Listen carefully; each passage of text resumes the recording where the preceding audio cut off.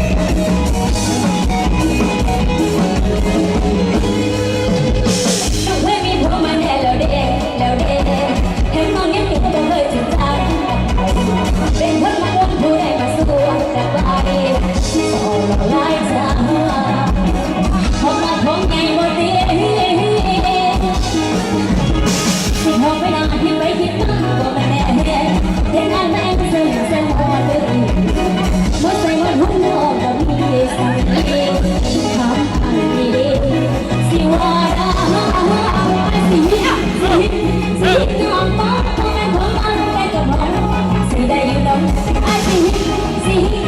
มีน้องบอกต้องสิเฮ็ดทุกอย่างว่าแต่ไอ้บอกยังบอกในสิ่งที่ว่า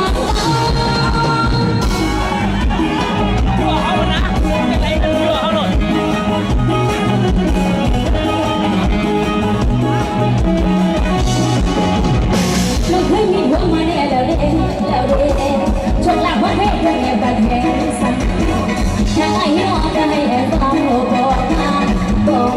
มาชีวิตนา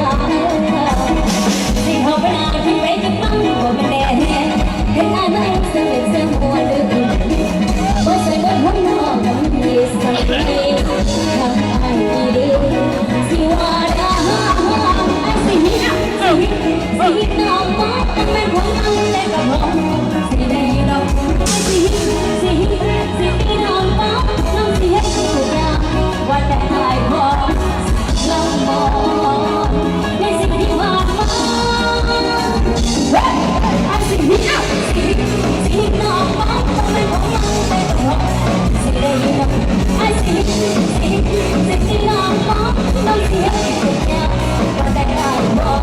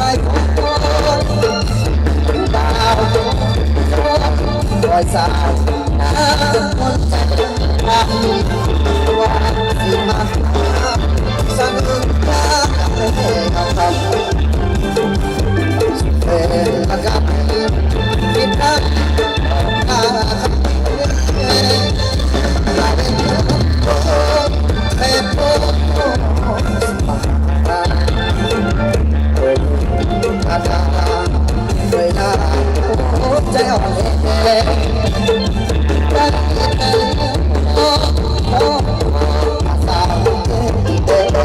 น